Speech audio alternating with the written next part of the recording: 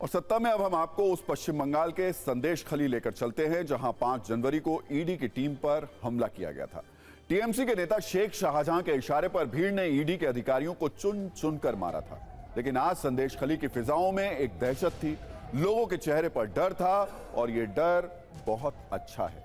आज संदेश खली में किसी भी हाथ में पत्थर नहीं थे, बल्कि लोग हाथ बांधकर खड़े थे, क्योंकि आज प्रवर्तन निदेशालय के अधिकारी पूरे लाव लश्कर के साथ शेख शाहजहां के अड्डे पर पहुंचे थे। वैसे ममता बनर्जी की पार्टी का यह नेता पिछले 19 दिनों से फरार है। वो ना जाने ऐसे कौन से लापतागंज में छिपकर बैठा है जहां तक कानून के हाथ अभी तक नहीं पहुंच पाए हैं। लेकिन हमें यकीन है ये खेल ज्यादा दिन तक नहीं चलेगा। फिलहाल हम आज की खबर पर लौटते हैं और उस वक्त की तस्वीर आपको दिखाते हैं जब ईडी के अधिकारी पूरे तामझाम के साथ शेख शाहजहां के घर पर पहुंचे। इस दौरान जिसने भी ईडी का काफिला देखा, देखता रह गया, क्योंकि इस बार ईडी के साथ सिर्फ सरकारी गाड़ियां नहीं थी, बल्कि सेना के हथियारबंद जवानों से भरी एक और गाड़ी थी जो सुरक्षा के लिए मौजूद थी। इसलिए आज किसी की भी हिम्मत नहीं हुई कि कोई गड़बड़ कर पाए। हम आपको उस इलाके की तस्वीर भी दिखा देते हैं जहां शाहजहां शेख रहता है। ऐसी तस्वीर शायद आपने कश्मीर में किसी ऑपरेशन के दौरान देखी होगी, जब किसी इलाके को कॉर्डन ऑफ कर दिया जाता है, यानी इलाके को सेना के जवान चारों ओर से घेर लेते हैं। आज संदेश खली को देखकर आपको कुछ ऐसा ही एहसास होगा। ईडी ने वहां क्या किया, यह बताने से पहले हम आपको यह बता दें कि आज जब ईडी की टीम शेख शाहजहां के अड्डे पर पहुंची तो इस टीम में प्रवर्तन निदेशालय के 8 अधिकारी थे। उनके साथ करीब 25 गाड़ियों का काफिला था। केंद्रीय सशस्त्र पुलिस बल के 125 जवान थे और भारी भरकम संख्या में स्थानीय पुलिस भी थी, जिनकी संख्या 35 बताई जा रही है। इसलिए आज ना तो ईडी की टीम पर किसी तरीके का हमला हुआ, तो किसी ने उनकी तरफ आंख उठाने की कोशिश भी नहीं की। आज जब ईडी को करोड़ों के राशन घोटाले का आरोपी और टीएमसी का नेता शेख शाहजहां अपने घर पर नहीं मिला, तो उसके गेट पर लगे ताले तोड़े गए और घर में दाखिल होने के बाद गेट को अंदर से बंद कर लिया गया और पूरे घर को खंगाला गया। इसलिए आज वो तस्वीरें भी याद करने का दिन है जब 5 जनवरी को टीएमसी के नेता शेख शाहजहां की मौजूदगी में और उसकी शह पर रेड डालने पहुंची ईडी की टीम पर हमला किया गया था। उनकी गाड़ियों को तोड़ दिया गया था, सिर फोड़ दिए गए थे। उस वक्त भी हमने ईडी के घायल अधिकारियों की तस्वीरें आपको दिखाई थी। और आज का दिन है, इलाका भी वही है, जांच एजेंसियां भी वही हैं, लेकिन आज ना तो शेख शाहजहां दिखा और ना ही उसके गुर्गों की गुंडागर्दी दिखाई दी। अब प्रवर्तन निदेशालय ने शेख शाहजहां के घर को सील कर दिया है और उसके घर के बाहर इसी महीने की 29 तारीख को ईडी के सामने पेश होने का नोटिस लगा दिया गया।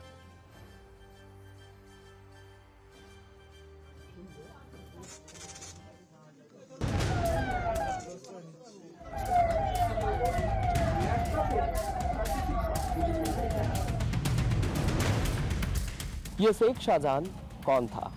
ईडी ने कोर्ट को बताया जब मंत्री ज्योतिप्रिय मल्लिक अस्पताल में था तब उन्होंने अपने बेटियों की एक पत्र लिखा था। उस पत्र में तृणमूल नेता शेख शाहजहां की नाम था।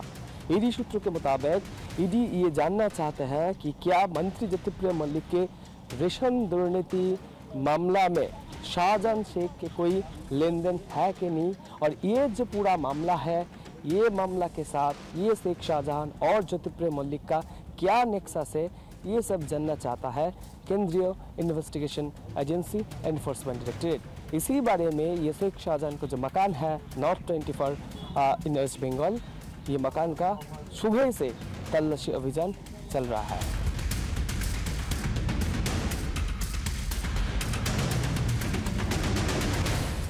This promise I was going to you about incident there, lack of certain arrest.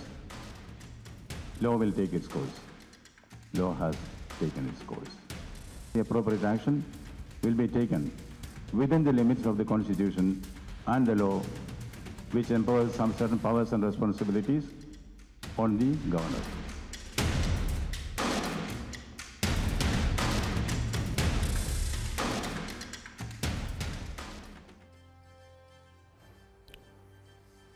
और अब हम आपको टीएमसी नेता शेख शाहजहां का एक छोटा सा बायोडेटा भी दिखा देते हैं, जिसके नाम पर पुलिस के रिकॉर्ड में एक छोटी मोटी क्राइम फाइल तैयार हो चुकी है। शेख शाहजहां ममता बनर्जी के मंत्री ज्योतिप्रिय मल्लिक का करीबी है, जिला परिषद में मत्स्य पशु संसाधन का अधिकारी है, पश्चिम बंगाल के संदेश खली का टीएमसी ब्लॉक अध्यक्ष है। उत्तरी 24 परगना जिले में शेख शाहजहां का काफी दबदबा है। जब बंगाल में लेफ्ट की सरकार थी तो शेख शाहजहां उनकी सियासी गाड़ी पर सवार था, लेकिन टीएमसी की सरकार आते ही उसने मौका देखकर पाला बदल लिया। इसके बाद सिस्टम में अपने दबदबे और पैठ के दम पर उसने अपना साम्राज्य खड़ा किया। नॉर्थ 24 परगना जिले में मछली फार्म पर कब्जा करके वो बैठ गया। आज की तारीख में वो कई ईंट भट्टे और शॉपिंग कॉम्प्लेक्स का मालिक है और उसके पास करोड़ों की संपत्ति होने का दावा किया जाता है। लेकिन टीएमसी के नेता शेख शाहजहां की एक और पहचान है और वो पहचान है राशन घोटाले के आरोपी की। आरोप है कि लॉकडाउन के दौरान राज्य में सार्वजनिक वितरण में घोटाला हुआ।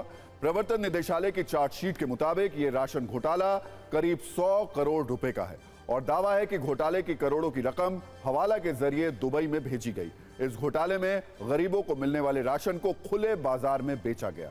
इसी मामले की जांच के लिए 5 जनवरी को भी ईडी ने संदेश खली में शेख शाहजहां पर छापा मारा था, लेकिन तब उस टीम पर हमला कर दिया गया। इसके बाद ईडी ने शेख शाहजहां के खिलाफ लुकआउट नोटिस भी जारी किया था, लेकिन तब से ममता बनर्जी की पार्टी में शामिल ये शेख फरार है। पश्चिम बंगाल के राशन घोटाले में अब तक क्या क्या एक्शन लिया गया, अब आपको यह भी बता देते हैं। अक्टूबर 2023 में सबसे पहले ईडी की टीम ने पश्चिम बंगाल के वन मंत्री ज्योतिप्रिय मलिक को गिरफ्तार किया, क्योंकि जिस दौर में यह राशन घोटाला हुआ था उस वक्त ज्योतिप्रिय मलिक बंगाल में खाद्य और नागरिक आपूर्ति विभाग के मंत्री थे। इसके बाद 6 जनवरी 2024 को ईडी ने बोनगांव नगर पालिका के पूर्व अध्यक्ष शंकर आध्या को सिमुलटोला में उनके घर से गिरफ्तार किया। शंकर आध्या को बंगाल के मंत्री ज्योतिप्रिय मलिक का करीबी माना जाता है और इस कड़ी का एक और चेहरा इस वक्त ईडी के रडार पर है, जिसका नाम है शेख शाहजहां। लेकिन टीएमसी का यह नेता 19 दिनों से फरार चल रहा है। हालांकि ईडी जिस तसल्ली के साथ शेख शाहजहां को तलाश कर रही है, उससे उसका बचना मुश्किल ही नहीं बल्कि नामुमकिन लगता है। पश्चिम बंगाल आज खबरों में है, सिर्फ इसलिए नहीं कि शाहजहां शेख लापता है, बल्कि महत्वपूर्ण खबर यह है कि बंगाल में इंडिया गठबंधन भी लापता होने वाला है। जिस इंडिया गठबंधन को 23 जून 2023 को धूमधाम से लॉन्च किया गया था, उस गठबंधन के अब पहिए धीरे धीरे निकल रहे हैं, दरवाजे निकल रहे हैं और सीटें भी उखड़ रही हैं। और इसकी शुरुआत हुई है पश्चिम बंगाल से, जहां आज ममता बनर्जी ने इंडिया गठबंधन की बस में चढ़ने से इनकार कर दिया। अब आम आदमी पार्टी कह रही है कि वो दिल्ली में इंडिया गठबंधन वाली बस में चढ़ेगी, लेकिन पंजाब में नहीं चढ़ेगी, जबकि बिहार में भी बंगाल की तरह खेला होबे के कयास लगाए जा रहे हैं। नीतीश कुमार क्लियर संकेत दे रहे हैं। सबसे पहले पश्चिम बंगाल की बात कर लेते हैं, जहां आज इंडिया गठबंधन के टुकड़े टुकड़े होने का ऐलान मुख्यमंत्री ममता बनर्जी ने खुद किया। ममता बनर्जी ने जब यह ऐलान किया तो वो थोड़े गुस्से में थी और उनकी बातों में थोड़ी तलखी भी थी। मीडिया से बात करते हुए ममता बनर्जी ने 4 बड़ी बातें कही, जिसमें पहली बड़ी बात यह थी कि उनके प्रस्ताव को कांग्रेस ने नकार दिया है। दूसरी बड़ी बात यह थी कि बंगाल में टीएमसी अकेले चुनाव लड़ेगी। उन्होंने यह भी कहा कि न्याय यात्रा की जानकारी नहीं है, इसकी जानकारी शिष्टाचार के नाते भी उनको नहीं दी गई। हालांकि ममता बनर्जी ने यह भी साफ किया कि देश में इंडिया गठबंधन जारी रहेगा। एक बार सुनिए ममता बनर्जी ने क्या कहा, फिर आगे बढ़ेंगे। এবং আমি প্রস্তাব দিয়েছিলাম, ওরা প্রথম থেকেই প্রত্যাখ্যান করেছে। তখন থেকে আমাদের দল সিদ্ধান্ত নিয়েছে আমরা বাংলায় একা চলবো। ইভেন ওরা যে আজ থেকে র্যালি করেছে, আমাদের একবার as a matter of country আমি ইন্ডিয়ার অ্যালায়েন্স আমাকে একবার জানিয়েছে দিদি আপনার রাজ্যে যাচ্ছি, না জানায়নি। সুতরাং আমার সাথে কোনো সম্পর্ক নেই বাংলার ব্যাপারে। অল ইন্ডিয়ায় কী করবো না করবো আপনার ইলেকশন ভাববো। আমরা সেকুলার পার্টি, আমরা বিজেপিকে হারানোর জন্য যা করার।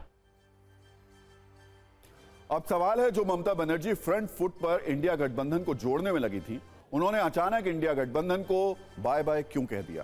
कांग्रेस इस पर खुलकर तो कुछ नहीं कह रही है, लेकिन 3 तरीके की बातें सामने आ रही हैं। पहली बात, ममता बनर्जी कह रही हैं कि उनके प्रस्ताव को नहीं माना गया। कांग्रेस नेता अधीर रंजन चौधरी कह रहे हैं कांग्रेस ममता की दया से राजनीति नहीं करती है, जबकि कांग्रेस के सहयोगी कह रहे हैं मतभेद को दूर करेंगे। अधीर रंजन चौधरी के बयान से नुकसान हुआ है। हालांकि कांग्रेस आधिकारिक रूप से कह रही है कि लंबे सफर में कई बार समस्या आती है, लेकिन सफर जारी रहता है।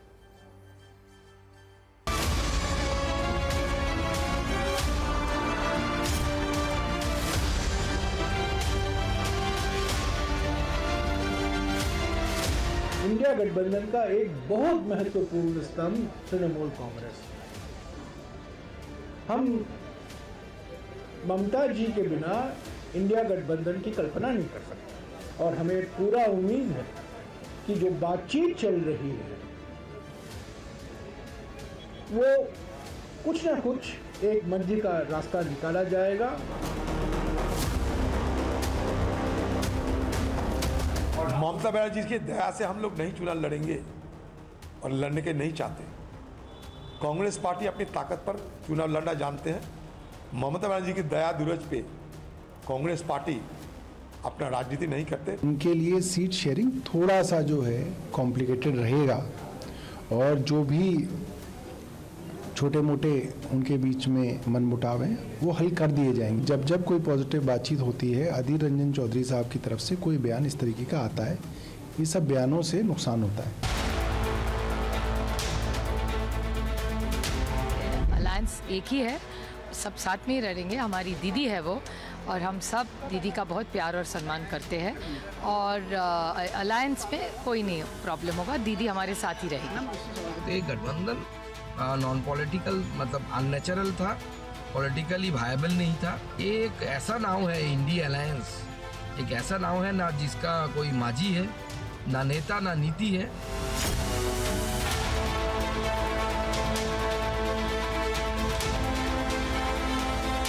हो सकता है वो बयान एक विशेष परिस्थिति में दिया गया हो, उस पर कार्रवाई होगी, उस पर चर्चा होगी, और अगर कहीं कुछ अंतर्विरोध है तो उसको रिजॉल्व करने का नाम भी तो गठबंधन होता है ना, बस। राहुल गांधी भारत जोड़ो यात्रा में निकले, जो अपना जोट को नहीं रख सकते, जोट को नहीं जोड़ सकते, वो क्या देश को जोड़ेंगे?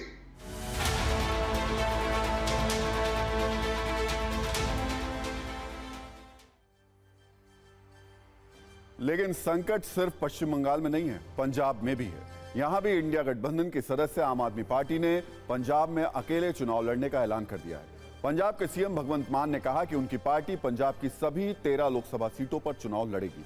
एक बार पंजाब के सीएम का बयान सुन लीजिए, फिर आपको बिहार लेकर चलेंगे, जहां से आज संकेत नहीं क्लियर संदेश आ गया है। देश में पंजाब बनेगा हीरो। 2024 में लोकसभा चुनाव में आम आदमी पार्टी के पक्ष में 13-0। ममता बनर्जी ने अकेले चुनाव लड़ने की घोषणा कर दी। देखो, ये तो उनका काम है, ये ममता नहीं कोई बात नहीं, वो हो सकता है कोई उनके साथ बातचीत चल रही हो उस लेवल पे, लेकिन पंजाब में हम ऐसा नहीं करने वाले। पंजाब में कांग्रेस से हमारा कोई। और अब बात करते हैं नीतीश कुमार की, जो पिछले कुछ दिनों से इंडिया गठबंधन के ऐसे संकेत दे रहे हैं जिससे कभी कांग्रेस अध्यक्ष मल्लिकार्जुन खड़गे तो कभी राहुल गांधी उन्हें फोन कर रहे हैं। दरअसल कल देर शाम केंद्र सरकार ने बिहार के पूर्व सीएम और पिछड़ों के नेता कर्पूरी ठाकुर को भारत रत्न देने का ऐलान किया। आज कर्पूरी ठाकुर की 100वीं जन्मतिथि है। इस मौके पर नीतीश कुमार मीडिया के सामने आए और 2 संदेश दिए। उन्होंने कहा कि केंद्र सरकार ने कर्पूरी ठाकुर को भारत रत्न देने की मांग मान ली है, अब बिहार को विशेष राज्य का दर्जा दे दें, इसके बाद राज्य हित में जो भी करना होगा वो करेंगे। यानी एक तरीके से नीतीश कुमार बीजेपी को खुला ऑफर दे रहे हैं, अगर बीजेपी सरकार विशेष राज्य का दर्जा दे देती है तो राज्य हित में फैसला लेंगे। तो क्या नीतीश कुमार एनडीए में शामिल हो जाएंगे, ये बड़ा सवाल है। इस सवाल से नीतीश कुमार का अभी सीधा सामना नहीं हुआ है, लेकिन कर्पूरी ठाकुर को भारत रत्न देने के लिए वो पीएम मोदी को धन्यवाद दे रहे हैं। आज नीतीश कुमार ने कहा कि पीएम मोदी ने उन्हें तो नहीं लेकिन कर्पूरी ठाकुर के बेटे को फोन किया। चलिए हम प्रेस के माध्यम से प्रधानमंत्री को दिल से बधाई देते हैं। एक तरफ तो पीएम मोदी को Nitish Kumar social media post से लेकर मीडिया तक में जाकर बधाई दे रहे हैं, दूसरी तरफ ये भी कह रहे हैं कि कर्पूरी ठाकुर ने कभी अपने परिवार को आगे नहीं बढ़ाया। आजकल लोग अपने परिवार को आगे बढ़ा रहे हैं। कुछ लोग इस बयान को लालू प्रसाद यादव से बढ़ रही दूरी की तरह ले रहे हैं। हालांकि उन्होंने परिवारवाद के लिए ना तो लालू प्रसाद यादव का नाम लिया और ना ही तेजस्वी यादव का, लेकिन जिस तरह से नीतीश कुमार पीएम मोदी की तारीफ कर रहे हैं उससे इंडिया गठबंधन के लिए संकेत बिल्कुल भी अच्छे नहीं है। ऐसा हम क्यों कह रहे हैं ये बताएं, उससे पहले नीतीश कुमार को आप थोड़ा सुन लीजिए। तो रामनाथ ठाकुर जी को भी आज फोन कर दिए, रामनाथ ठाकुर जी को भी फोन कर दिए प्रधानमंत्री जी, तो हमको सब यही फोन किए हैं, तो हमको तो खुशी है।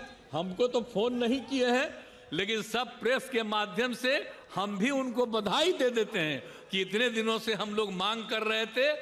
आप ये सब चीज मत कहिएगा कि हम लोगों की मांग थी, आप खुद दे कहिएगा कि वही कर दिए हैं, लेकिन तब भी आपको हम बधाई देते हैं। लेकिन आजकल तो बहुत लोग अपने परिवार को बढ़ाते रहता है, लेकिन आप समझ लीजिए कि जननायक कर्पूरी ठाकुर जी कभी भी अपने परिवार को नहीं बढ़ाए। और एक ही बात जान लीजिए कि जननायक कर्पूरी ठाकुर जी से ही सीख करके हमने भी अपने किसी परिवार को आज तक नहीं बढ़ाया है। तो सुना आपने, नीतीश कुमार को पीएम मोदी के फोन नहीं आने का मलाल था। वो इंतजार कर रहे थे कि पीएम मोदी उन्हें फोन करें, लेकिन फोन नहीं आया। वैसे नीतीश कुमार पहले ही इंडिया गठबंधन के संयोजक का पद ठुकरा चुके हैं। मकर संक्रांति पर लालू यादव ने उन्हें टीका भी नहीं लगाया था।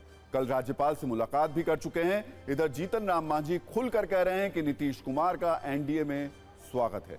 जेडीयू प्रवक्ता केसी त्यागी कह रहे हैं कि कांग्रेस वक्त रहते नहीं संभली तो इंडिया गठबंधन को बचाना मुश्किल होगा। 4 फरवरी को बिहार में पीएम मोदी की रैली है। माना जा रहा है कि इससे पहले बहुत कुछ हो सकता है।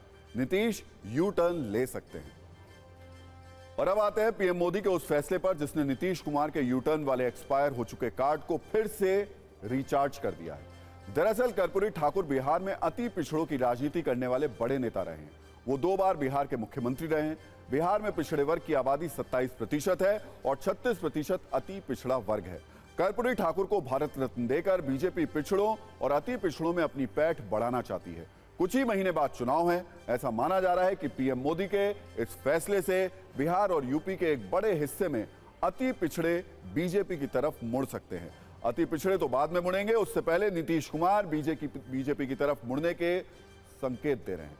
बीजेपी पीएम मोदी के इस फैसले पर अपनी पीठ थपथपा रही है तो आरजेडी कह रही है कि हमने दबाव बनाया, इसलिए आज ऐसा हुआ। मैं कांग्रेस की सरकार थी, उसके गोद में खेलते रहे, क्यों नहीं दिला दिए?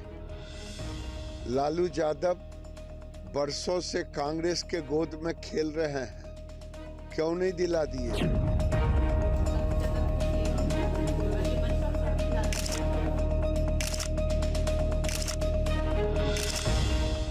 ये समस्त पिछड़े अति पिछड़े शेड्यूल कास्ट शेड्यूल ट्राइब्स के लोगों को सम्मान किया है और इसी के लिए नरेंद्र भाई मोदी जी जाने जाते हैं। तो जो नामुमकिन था उसको मुमकिन कर दिया। ये जो एक धर्मांधता का तमाशा कर रहे थे उसमें उनको लगा कि सामाजिक न्याय की धारा उस पर भारी। उन्हें पता है कि वो प्रोजेक्ट जो उन्होंने सोचा कि उससे काम चल जाएगा 22 जनवरी वाला, वो बहुजन धारा के समक्ष झुक गई।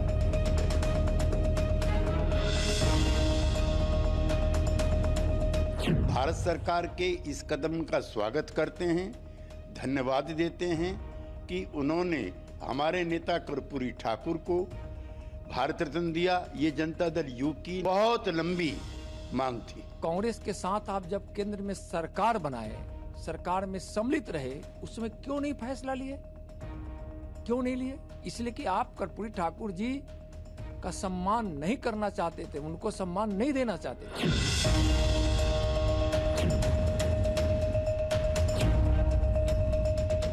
आप यदि कर्पूरी ठाकुर जी को सच्ची श्रद्धांजलि देना चाहते हैं तो कर्पूरी ठाकुर जी का एक मॉडल है भागीदारी को लेकर के, उससे जोड़ करके ही तो हम लोग यह बात कह रहे हैं कि आप जनगणना कराइए। मैं इसको राजनीतिक रूप से नहीं देखता हूँ। तो भारत सरकार को क्या कहना चाहते हैं? उन्हें बधाई देना चाहता हूँ, कृतज्ञता ज्ञापित करना चाहता हूँ। तो अब बिहार पर हमारी खास नजर रहेगी। अगले कुछ दिनों में हम वहां जो बहुत कुछ हो सकता है उसके बारे में आपको जानकारी देते रहेंगे और जो कुछ भी होगा उस पर सत्ता की राजनीतिक कुंजी आपके लिए लगातार लेकर आते रहेंगे।